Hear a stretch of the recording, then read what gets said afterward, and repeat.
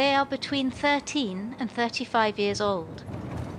Thousands of women, originally from Nigeria, are forced into prostitution every night on the streets of Italy. Their stories usually begin in the same way, in their village back home. A lady promised that I'll come to Italy for schooling. She promised me a scholarship.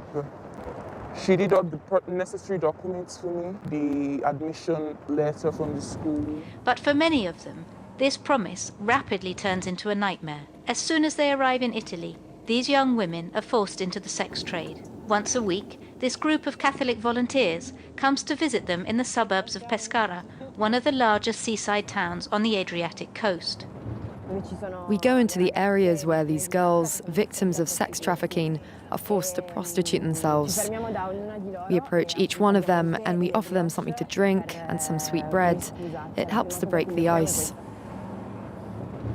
Sister, ciao. Possiamo salutarti? Lo vuoi un po' di tè? The objective is to create a rapport and instill confidence to then help them escape the sex trade. A long-term undertaking.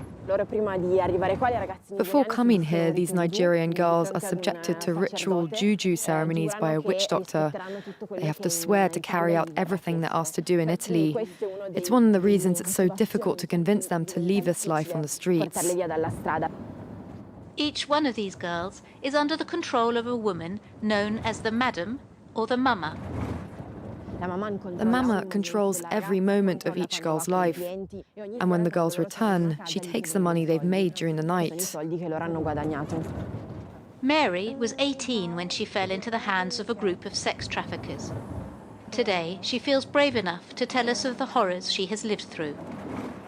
I started walking on the streets, started seeing different men, old, young, coming and having sex with me, Sometimes they pay 10 euro, at least 20, or at times they pay nothing.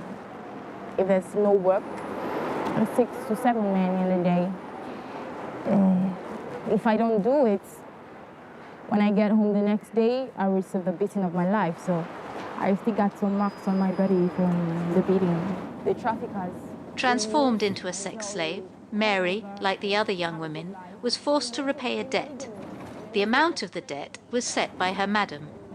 She told me I was going to pay 45,000 euros. She was threatening me that if I don't do the stuff, she's going to beat me till I die.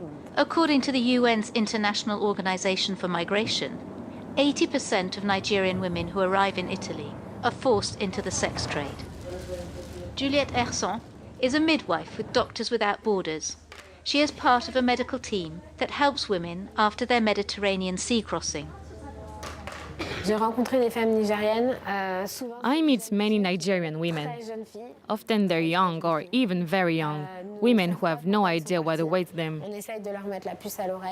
We try to give them a little heads up, and so we talk to them when they arrive about prostitution, the risks, and how to be careful. This Catholic nun helps these women to escape from the sex trade and to rebuild a life. In this community centre, a dozen women have swapped the pavement for a sewing machine. Today, all these women have rediscovered a zest for life. They have a future, they have employment opportunities, and they earn money in an honest way. Cynthia has been working here for 4 years. It's a way of reintegrating, of becoming part of society again. But above all, it gives us back our dignity. During its 20-year existence, this NGO has helped over 400 Nigerian women reintegrate society.